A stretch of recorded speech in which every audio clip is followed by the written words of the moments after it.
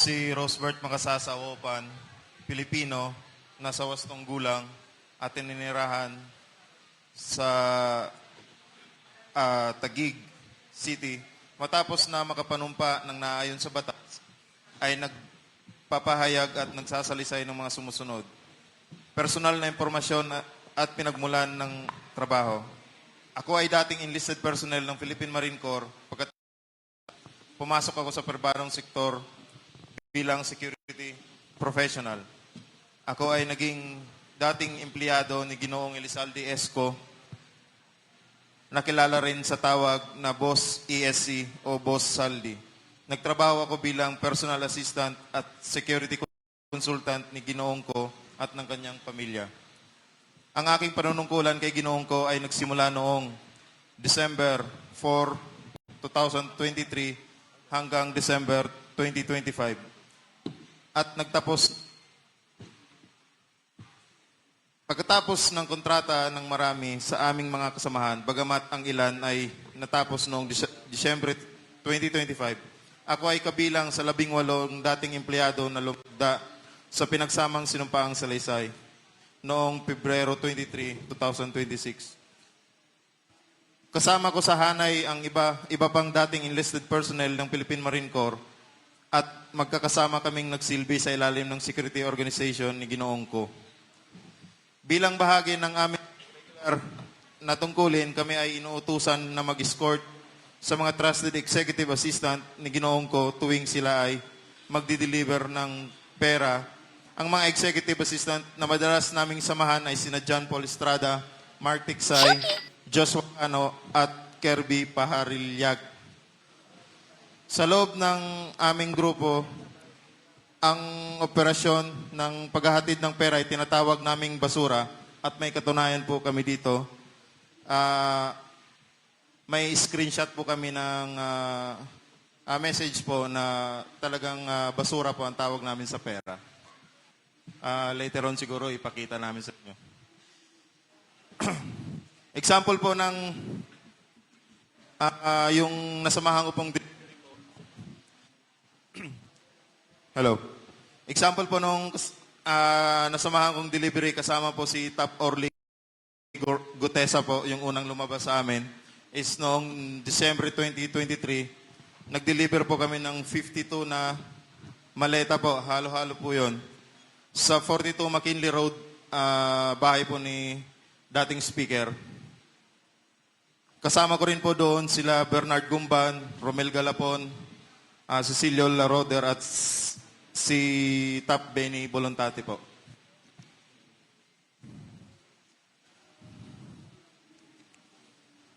At saka yung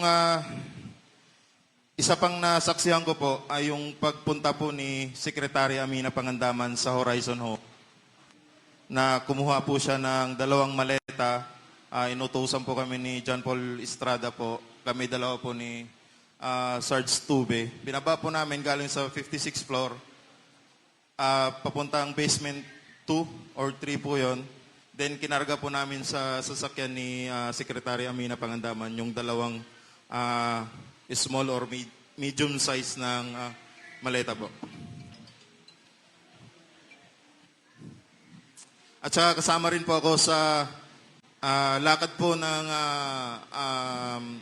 investigator po ng ICC po nung unang pumunta sila dito noong December 2023. Yun lang po. Maraming salamat po. Ang isusunod ko pong ipakilala sa inyo ay isa na namang karagdagan sa 18, si Catrino Ibasco. Siya po ay 15 years sa Philippine Marines. 14 years sa combat duty, 1 year as medic. At nung ibinabalik siya sa combat duty ulit after 15 years, ay pinakiusapan siya ng kanyang asawa at mga anak na kung maaari, wag na siyang bumalik sa combat duty. Kaya dineclare po siya na AWOL at dishonorably discharged siya after 15 years. dahil po sa pamilya, ang rason niya kaya hindi na bumalik sa serbisyo. Hindi po siya nagnakaw. So, Magandang hapon po sa ating lahat. Ako po si Katrino L. Ibasco. Bali, nakapasok po ako, ay nakapagtrabaho po ako kay dating Congressman Elizalde ko noong 22 July 2024. Bali, ang naging trabaho ko doon ay una po, nakapag-akot po ako ng malitang pera sa Horizon pa po sa 56th floor sa unit po ni Bosaldi. Tapos, nakapag-security escort din po ako sa ICC. At pagkatapos po mula March hanggang August 2025 ay assign po ako sa bahay ni dating Congressman Elizalde ko. At ang trabaho ko po doon ay nagbantay po ako ng mali-malitang pera doon sa bahay niya sa loob ng 6 na buwan po. At ang huling trabaho ko po, pagbalik ko po ng August, may pinatrabaho po sa akin si Sir Dominguez nung pumutok na po yung issue nito. Pinatago po sa akin yung parang equipment po o machine na nakaka-receive po ng text and call na si Boss Saldi lang daw po ang meron doon saka si speaker. Bali, tinago ko po yun doon po sa loob ng Camp Aguinaldo ng mga ilang araw. Tapos pinalipat po sa akin sa bahay po ni Sir Dominguez sa Fairview po. Yun lamang po at maraming salamat po. yung binabanggit po niyang equipment ay mga surveillance equipments po ito, no? Na it is a highly controlled equipment na hindi ka makakabili kung walang clearance ang NICA, etc. Yung equipment po na sinasabi niya can capture your text messages and calls, no? So napakadelikado po na equipment 'yan. So bago po natin ipagpatuloy ay may mga ilan sa mga pictures or videos na ibinahagi nila sa atin at i-identify or ipapaliwanag po nila kung ano ang ibig sabihin ng mga litrato na ito. So sige, ito yung mga, sila yung magpapaliwanag, hindi po kami, pero galing po sa kanila to. So siguro, ayan, sinong magpapaliwanag itong mga kargahan? Anyone? Hello. Magandang hapon po sa ating lahat. Yung picture na po yan ay nakunan po sa MADSI o kaya tinatawag na Misibis Aviation and Development Corporation na pagmamayari po ni Boss Elizalde Esco sa May Pasay. So ito, sa Pasay ito. Yes po sir, sa MADSI. Ilan ang karga pagka ganyang helicopter?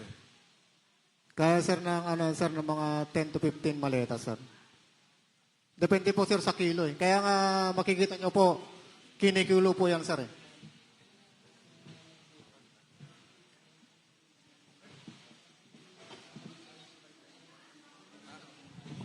Di malinaw.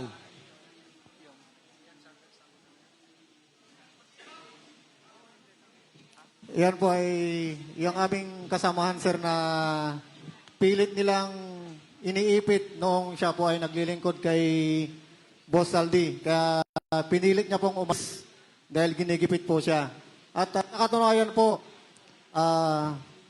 ano po yan, talagang pinatrabaho po siya sa Sino to? General Santos. Sino to? Si Neres po. Neres. Geraldine Neres po. Okay. At yan po ang marami ding alam po. Pinatrabaho po yan. Kaya pinuntahan po yan mismo ni Colonel Dominguez doon sa kanilang bayan po sa General Santos. At pinipilit po na kunin po yung mga litrato o kaya yung cellphone niya po para ibigay po kay General Nicolas Torre. Ano, klaro ko lang ha, ito ay isang sundalo, general. Yes po. Kinukuha sa kanya yung mga ebidensya. Opo, sir. Nasaan na siya ngayon? Sa ngayon po, sir, hindi ko po alam, sir, kung nasa Jensan pa po or nasaan po pong pag-usap sa kanya, nung ano pa po, last, yun lang po yung huli namin pag-uusap. Next.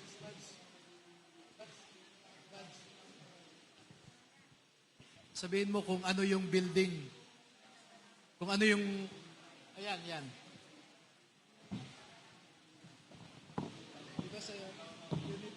Sa ano yun po, sir, sa townhouse po.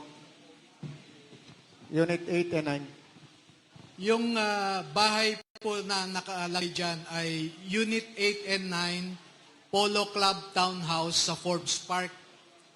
Makikita po ninyo, pag may lumalabas po dyan sa units na yan, nakikita ng mga dating sundalo dahil malapit lang. So, dyan po nila pinapasok yung mga paper bags o mga expandable envelope na pera, pinapasok po nila dyan. Tapos paglabas po ng mga kausap nila, ay nakikita nila yung mga mambabatas, hawak na nila yung dala-dala nilang paper bag or expandable envelope. Kaya malapit 3 to 5 meters, nakikita nila yung mga mambabatas. At dyan nila nakita ang katulad ni na De Lima, etc. No? So Sige. malapit lang talaga. Next. Sinong ano? Okay. Hello. Hello, sir. Ako si Rene Puy-Julian, sir. Ako po yan, sir, at nakasama ko yan, sir, si Tap Orligotes, nandun kami sa, sa Baudi, Masinloc. May meeting naman noon, sir, nasain kasi ako noon, sir, kay BRP, kung tawagin si Boss Bernard Peralta. Yun yung mga PR ng mga congressman, saka senador. Yan po Okay. yung nakasama ko noon siya, sir, si Tap Orligotes. Okay. So ito yung patunay na kasama nyo si Orly Gutesa. Okay? Tama. Ito Yes, yung sir. litrato. Yes, sir. Cellphone ko kasi yan, sir, eh. Yung Okay. yan, sir. Next.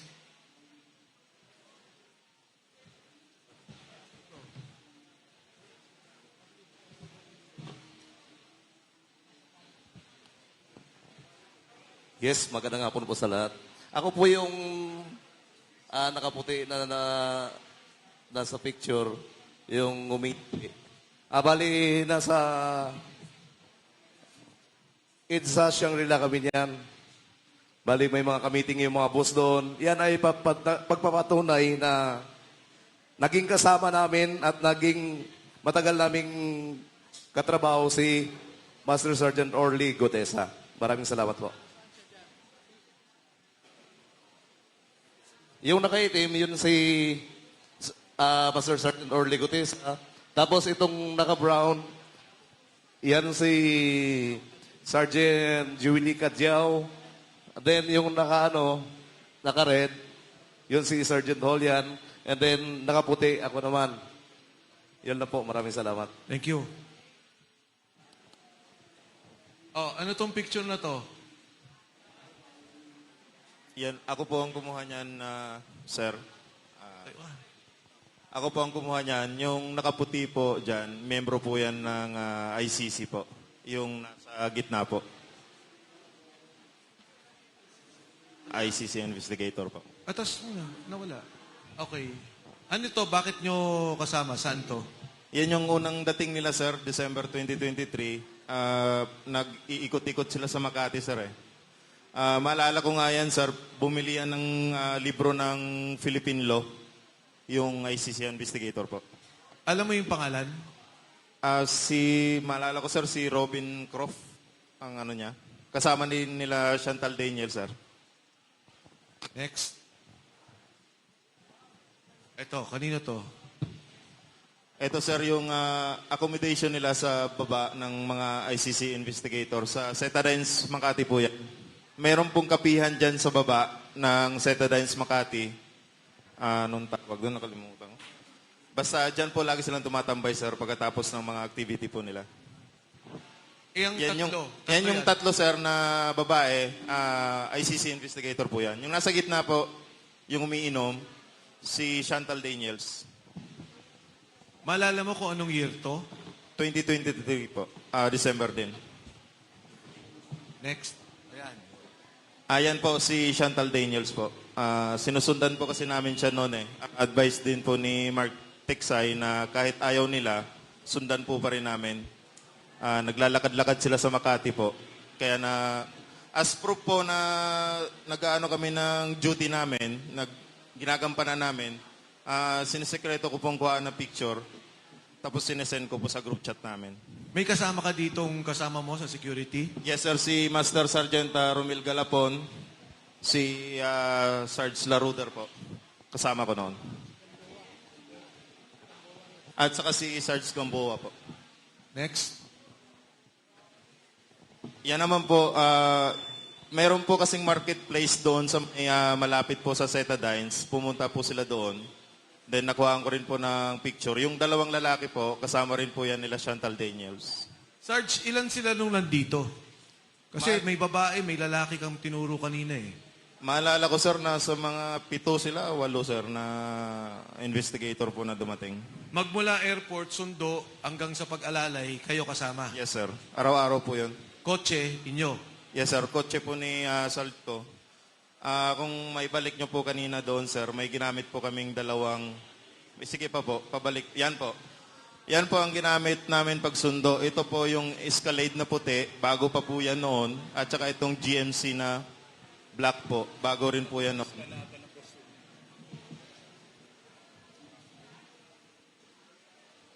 Ano to, Sarge? Ito po, dito po ginagawa yung pag-iimbestiga po ng ICC. Sa Maidas po ito, presidential suite po. Diyan po nila ini-interview sir, yung mga witness na pinapadala po ni Senador Trillanes at sila po nag-iimbestiga po. Mga ilang witnesses ang nakita nyo dyan? Marami po yan sir year ano na to sir Sige, pwede magsalita. Kung nare-recall ninyo. Year ano na to sir, 2024, pangalawang balik na ito ng ICC. Doon na po yung sunod-sunod araw-araw po yung investigation po nila. May kasama ko po ito magpapatunay po si Sarge Laruder po, si Sarge Tube, si Tap Galapon, si Sarge Balderrama po. Sige, Sarge, go ahead. Hindi, yan, may mic siya. Sir, actually, maraming mga investigator dyan. Papalit-palit lang sa every, sir. Pagkatapos ng trabaho nila, iba naman ang investigator, papasok dito po. Sa makatwid, yung una, December, eto 2024 na to. Tapos, dire-diretso. 2024 po, tapos nagtigil naman sila, 2025 naman sila bumalik po. Sa bawat dating, mga 7. Yung ICC po is dumadating po 5. Tapos papalit-palit na po sila bago. Iba naman ng grupo na investigator. Ito ang Maidas, hotel pa to ni Saldi nung panahong yan. Yes, sir. Yan rin po yung kasama po yan, karugtong po yan ng sir, ng dining kanina. Pagka wala pa pong dyan sila nagpapahinga. Sa Maidas din po yan. Doon sa mga pag-interview na nakita nyo, sino mga Pilipinong opisyal ang nakita nyo doon? Ang maalala ko po, yung inimbestiga po nila, sir, ang nagiging witness po. Yung pwede naman yung witness o kung naalala nyo, o kung mismo may mga opisyal ng gobyerno nakasama. Ay, hindi ko po alam kung official si Senator Trillanes po noon pero siya po ang unang na-meet nila. Then, yung sa mga witness naman po, maalala ko si dating mayor po, Jed Mabilog po. Ako po kasi ang nagsundo sa kanya sa lobby, sir papunta sa taas. Sarge? Sa akin, sir, ang nakapag-meeting si Sunny Trillanes, Nicolas Torre, at saka si DOJ Secretary Boying Rimolya. nung time na ako na nagpalit kay Mark. Ulit. Dahan-dahan. Pakiulit. Nung time na ako na nagpalit kay Mark, nung 2 months. Mark Texay. Yes po. Okay. Bali, ako na po yung assistant ng ICC. Nakita mo, nag-meeting dito. Sa Maidas. Yes, sir. Sa Maidas. Yes, sir. Iba pa yung sa bahay ni Ombudsman Boying. Yes, iba rin yun, sir.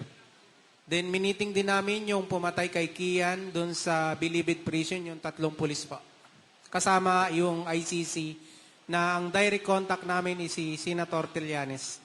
So, yung dito sa meeting na to, nang kasama si Senator Trillanes, si Boying, at saka si General Torre ba? Binanggit mo? General Torre, sir. Sa bahay po niya sa Bel Air. Sa Bel Air. Yes, Dito, sir. Correction, sir. Dito sa Maida, sir, puro witness lang po ang witness lang. witness lang ka-meeting nila, sir. Yes, sir. Alas kadalasan lahat, mga pulis po yun. Marami pa yung iba, sir. Hindi lang namin matandaan sa dami ng miniting ng ICC. Halo-halo na hindi na namin matatandaan yung ibang pangalan po. Okay, next. Ito naman, sir, yung holding area. Kasi minsan, sir, nagsasabay yung witness sa Maida, sir, dumadating. Kunwari, sir, may dumating na bago, dyan muna namin nilalagay, sir, sa kwarto na yan. Then bago, pagkat natapos yung naunang meeting po, sila na naman. Yung mga witness, sinusundo nyo rin. Yes, sir, sa lobby na po ng Maidas. Yes, sir. Ay, hindi galing sa bahay nila, ganun, sa lobby na. Yes, sir. Next. Yan yung room, sir, ng holding area. Presidential, top floor. Hindi ko nakuhaanan, sir, eh. Okay. Balik muna, ano ba yun? Sino yun? Ito yung kasama ko, sir, na religyoso, si Geraldine Nieres. Kami yung dalawang nag-i-escort ng ng ICC investigator, sir. Kasama rin po siya. Kaya inahabol nila yan, sir, kasi marami ring alam yan, sir. Marami ring mga picture yan. Kaso ayaw na niyang bumalik dito, sir. Nasaan siya? Nasa Jensa na siya ngayon. Okay.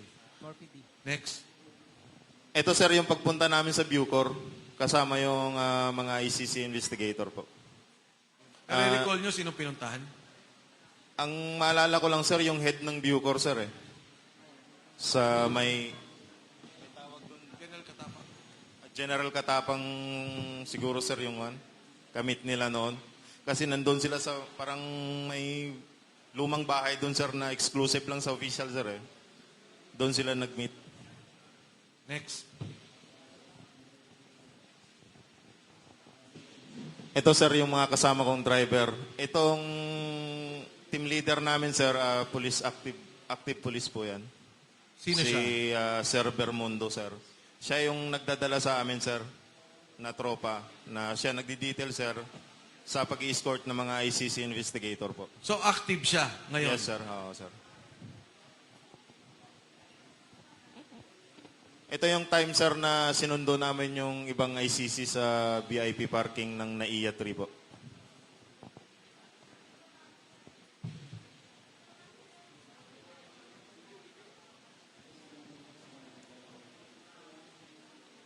Ano tong video na to? Iyan yung time, sir, na pumunta kami ng Bucor, sir. Naalala nyo sinong binisita nyo? Yung time namin, sir, yung 3 pulis po, sir, na in-interview. Yung kay Kian ba yan? Yes, sir. Yes. Next. Ano to, Sarge? Ano to, Sarge?